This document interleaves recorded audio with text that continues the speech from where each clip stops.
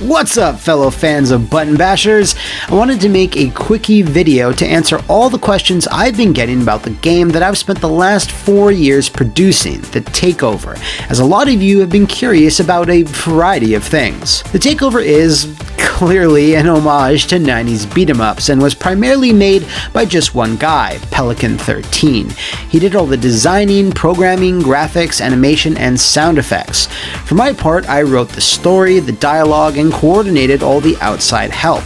This includes the art for the cutscenes, as well as the music and the voice acting, and I've been handling all the PR, which is why you're seeing this very video.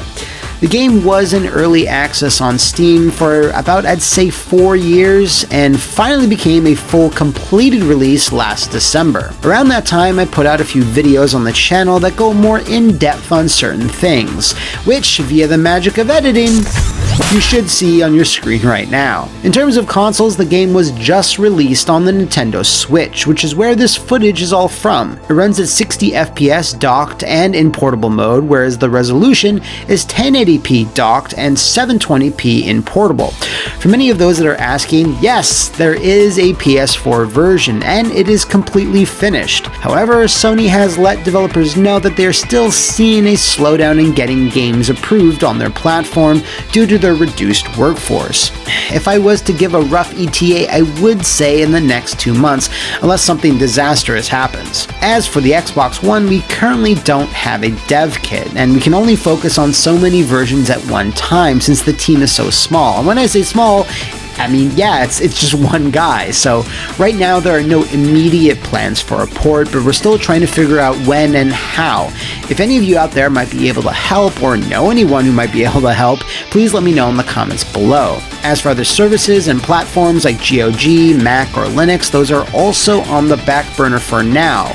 Not saying no, but as of this video, they are not in the cards. Right behind the desire for a PS4 version are demands for a physical release, and I have some early good news about that. We definitely are doing one, and we're speaking to some potential partners right now. These talks are preliminary, and I'm not sure how long it will take for these physical versions to be available, so I don't have a time frame for it, but we do plan to support both PS4 and Switch with those lovely game boxes. Some people have asked about the soundtrack, as we have Little V Mills contributing a lot of boppers, as well as Richie Branson and Epic Game Music, and of course, the legendary Yuzo Koshiro contributed the title track.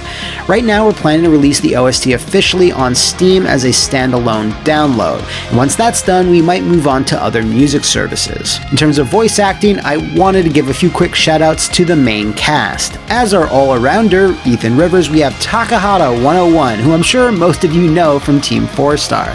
Then there's the voice of Peacock, Sarah Ann Williams, who plays Megan. After that, we have Nakali himself, Mark Swint, as our big bruiser Connor. And finally, our main villain is played by Kira Buckland, who I think needs no real introduction. It was awesome for me to direct their performance, but they honestly didn't need much, because they're absolute fucking legends. To wrap up, I just want to touch on the game itself. A lot of influence was obviously taken from Streets of Rage 3. You can run and roll to your heart's content, but the level design, sprites, and story take a few cues from Final Fight. Takeover also has its own mechanics, like a free-flowing combo system where everyone has a universal launcher, as well as their own specialized firearm for long-range attacks and juggling. Combine the two, you can pull off some pretty insane shit. Since Pelican is a fan of Sega properties in general, he worked on the Sonic Racing series. He also designed some vehicle sections, which, if you are a Sega fan, will look pretty familiar. There's also some fun unlockables, like several different modes, a 4th bonus character, 2 different endings, and a few fun Easter eggs scattered about. You can play all this solo or with a co-op partner locally. Unfortunately, since Pelican is only one guy, online play wasn't really in the cards, which I know will be disappointing to some. It's just not something we could pull off with such a minuscule team. If you're interested in the Steam version, however, it is possible to do it through Steam Remote Play or through Parsec, which I personally recommend.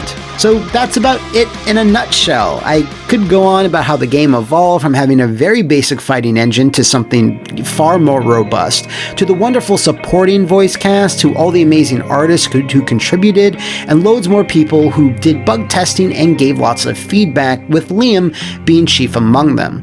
It's also been kind of a dream of mine to work on a brawler. It's one of my favorite genres, and while it's taking a long time to get here, and I learned a lot of what and what not to do, I really hope those of you who are interested in beat 'em ups will check the game out if you can. Thanks again to everyone who supported the game in any sort of facet, and the entire team for all your awesome contributions. If you want more, minuscule updates on the game, you can follow the Takeover at this Twitter address or go to the Steam discussion forums. That's it. That's my pitch. Hope you enjoyed it.